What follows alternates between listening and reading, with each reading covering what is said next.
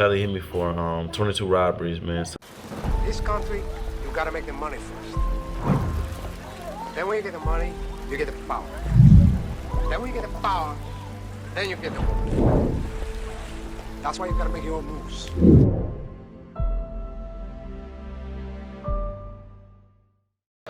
We back like motherfucking crack. All right, first thing first though, man. Shout out my birthday, man. Y'all send that birthday love, man. November 19th. Shout out Scorpio season. All right, baby. So we're gonna jump into today's story, man. Part 2. I'm gonna give y'all part 2 of my testimony when I went to prison. Part 2 is how I ended up in the county. It's how I ended up in the county. Part 3 will be in the county, man. We going in. We got a series going right now, baby. Shout out to Brian Golden. Gave me a great idea, you feel me? So I'm just going to take y'all on a series. So it's like early in the morning. It's 3 days later. Shit dying down now. Y'all got to remember, I just got away from helicopters, dogs. They was hunting my ass down that night in Plano. I got away, though, you feel me? And I can tell the story now because I already did my time for it.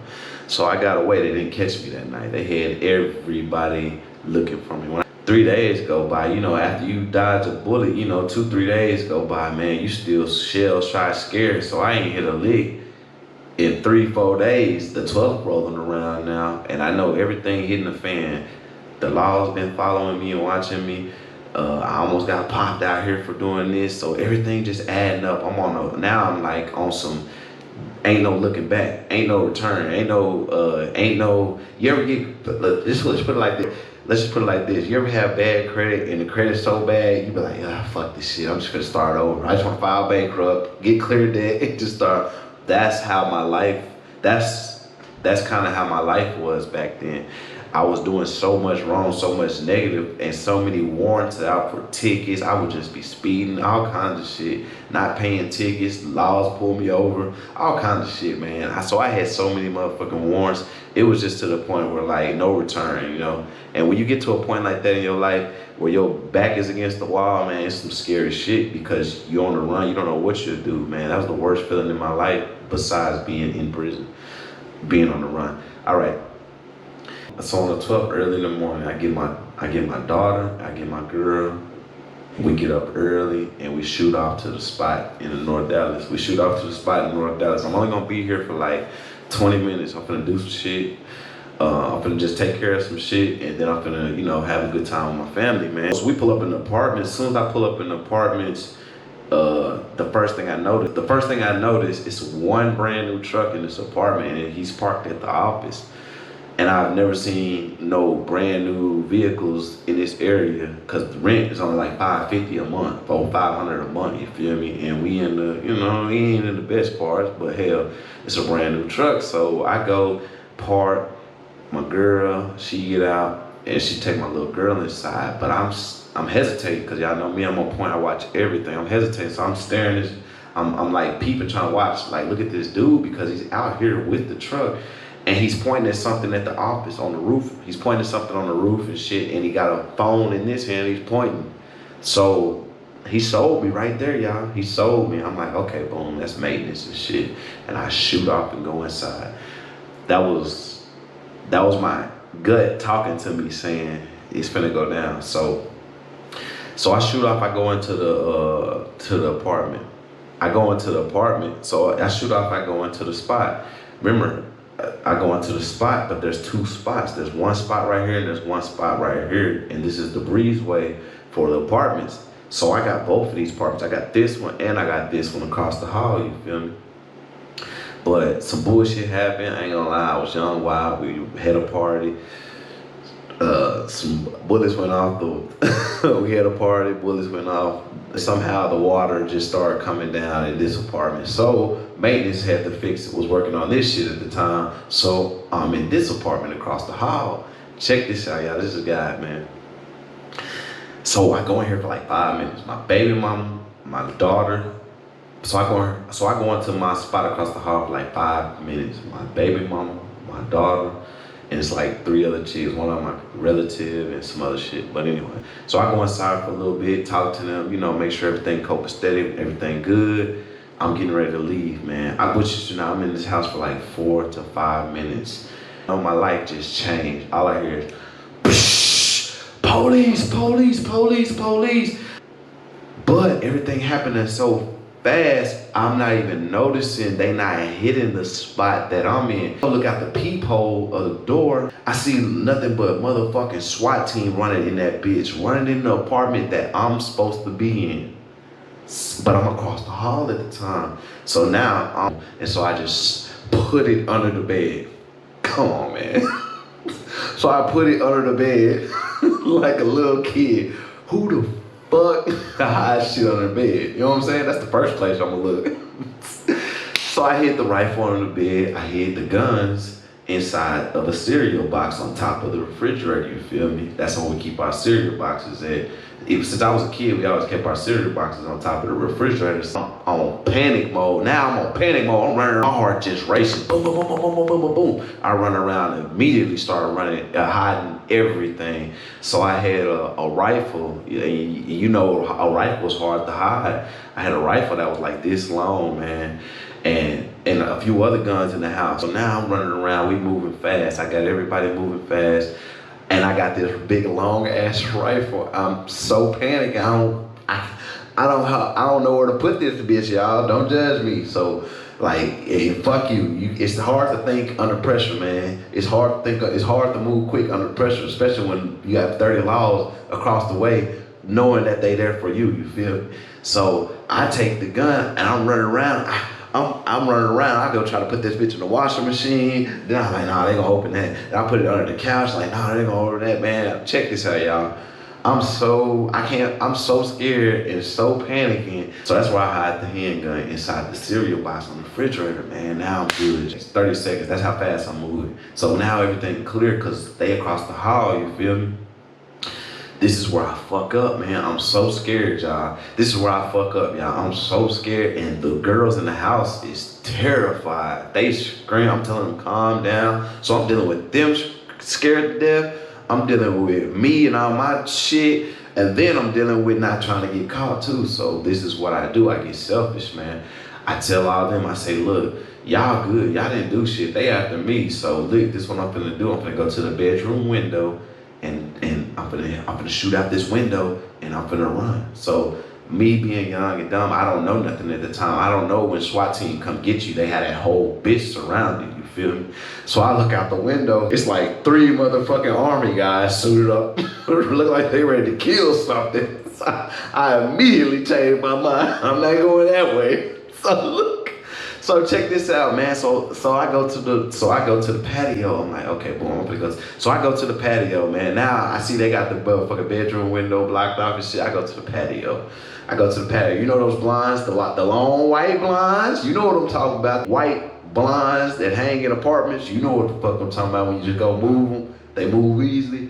So this is what I do. I run back to the living room and I tell the girls, I say, look outside. So I tell one of the girls, look outside, man. She goes straight to the blinds, the white blind, and pull them hard, like no peek or none of that shit. You know, usually when you're scared, you go, you know, that type of shit. She just, oh, hi guys. Oh, y'all looking for stock here too? When she do that, man, my heart dropped. I mean, like, I see them, they see me, they see everybody. They see inside this other apartment, not the people that's in the apartment. I'm talking about the people that's outside securing the perimeter. They see. And I just seen a dude, just see a SWAT team dude go to point and yelling, that's him. And he got a paper in his hand, man. I look at her and just want to cry, man. You feel me? Because now these motherfuckers screaming, come out. They go to yelling, he's in the apartment across the hall. They're in there, and come out. And they keep getting louder, come out. I'm secretly on my hands and knees praying, please, Lord, let the SWAT team disappear. Abracadabra, kaboosh. Everybody gone. But it didn't work like that, man. So this what happened. So we wouldn't come out the apartment. So they went to the office and asked for permission, consent to go into our apartment. And the office gave them consent due to the fact I had a couple of problems. Already with them apartments. Long story short, they gave consent, started yelling, hey, we're gonna come in. Everybody come out right now. We coming in. And when they started saying we coming in, I took them serious shit. I started telling everybody to leave one by one. They were telling everybody to come out. So we opened the balcony, the blinds, and everybody came out one by one. They made them climb over the balcony. I was the last one to come out. I had my daughter in my hand, and this is my testimony. I don't give a fuck. This is my testimony. My daughter saved my life that day, man. I was young and dumb. I'm gonna tell y'all how I came out the house. I came out the house with a backpack on. The backpack didn't have nothing, no guns, no nothing in it. But I was so young, so dumb. I wasn't even thinking about like this is how they thinking. Like he got a gun in that bitch. You know what I mean? But thank God I came out. When I walked out, I had my daughter in my hand, and they were screaming like hell. Get on the ground! Get on the ground! They were screaming, man, and I'm like, I can't. I'm walking out with my daughter in my hand, and I got one hand up, and as soon as I get on the balcony, I don't even get a chance to climb over, these motherfuckers rush me, man, full speed, snatched my daughter out of my hand and threw me on the ground over the motherfucking balcony, man. To this day, I still believe my daughter saved my life for the simple fact, it was just too much attention, too much aggression going on right now. I really felt that I would have been killed, you know what I mean? But hey, all right. So now they got everybody in zip ties. Everybody split up now everybody in zip ties and split up and shit on the curves. And you know how that shit go. They split everybody up. Go to asking questions. They searching the house up and down, man. They can't find no evidence at all of no kind of robbery, no guns or nothing, man. I would say like 3 minutes later, they come out with the rifle. That's the only gun they found was the rifle, you feel me? I'm still thinking I'm good because, hey, I got a rifle, but I didn't use no rifle during my crimes, you feel me? So this is how they ended up getting me, y'all. So when they come out with the rifle, they go straight to the apartment leaseholder and they say, hey, whose big ass gun is this?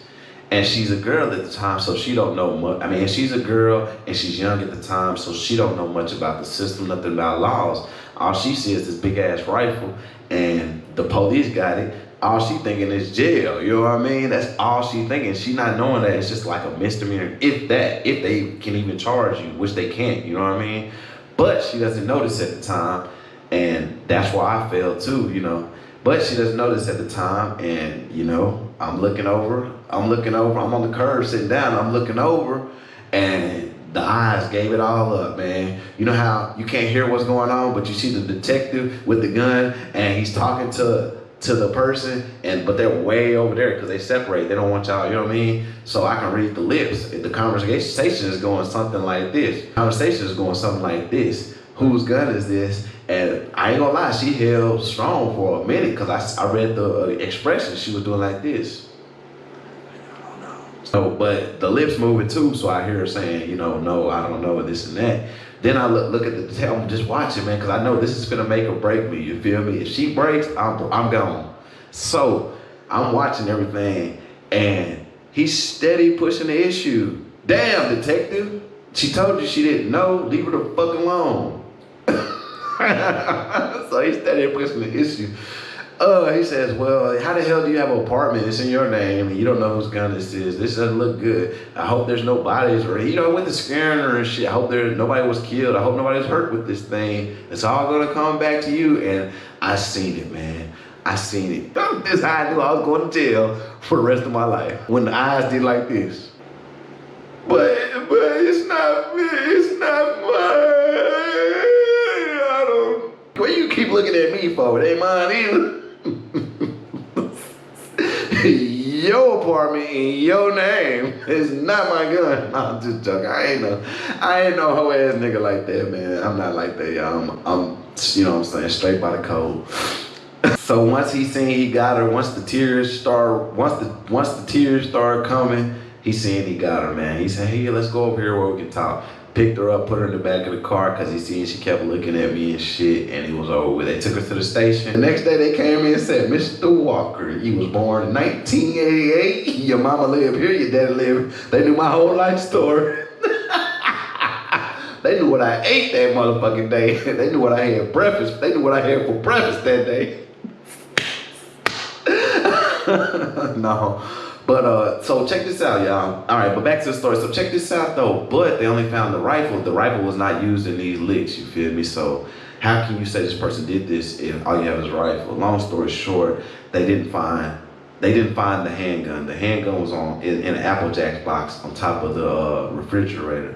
She told them where the Apple Jacks box. I mean, she told them where the gun was at, where the handgun that was used in the crime was at, and from there it was up. You feel me? And from there, you know, it was over. But I'm just giving my testimony. There's no hard feelings. I still talk to her. You know, I forgave, none of that shit, because, you know, when you become a man, you become a man. When you're a kid, how can I ask y'all to forgive me for shit that I done when I was a kid, but I can't forgive other people for shit that they done when they was a kid? It don't work like that. So there's no hard feelings or nothing like that. We did what we did, man. We lived our life. We learned lessons and shit, and we still cool to this day. You feel me? And that's how I ended up in the county. You feel me? Now, the county part 2 is coming next. With that being said, I appreciate all that love, that support. It's your boy SWAT signing off. All right, baby. I appreciate everybody for tuning in. This is a little bonus clip for y'all. I have the full scoop on Patreon. So if you're interested in any of these documents and the story behind it, whatever, I'm just gonna show y'all a quick little brief. So this is what a search warrant looks like. If you've never seen a search warrant before in your life, this is the search warrant that they executed on me that day. With a search warrant, they asked the judge, to go to a judge, said, hey, we got permit, we think this is this, and the judge either says yes or no. Y'all can go search their house. And then if he says yes or no, he has to give them permission. So this is all part of it. He has to give them permission. My bad. So, all right, so if he says yes, he has to give them a permission for if box is checked, a no-knock entry is authorized by the issuing court. So they have to check the box, man. Fighting my case. Don't mind the writing. I was fighting my case and just had to. That was the only way I can communicate was by writing on my paperwork. All right, man. Oh shit. All right, man. All right, and the next thing I'm gonna show y'all. This is so anytime they execute a search warrant and a SWAT team comes, they have to have everybody involved, every single officer involved in the arrest. You feel me? Everybody that was there, the whole nine. So that's all, just every officer and the badge names and shit. And this right here is all the indictments, man. This is what I got indicted on. These are, I got indicted on 1 count of robbery, another count.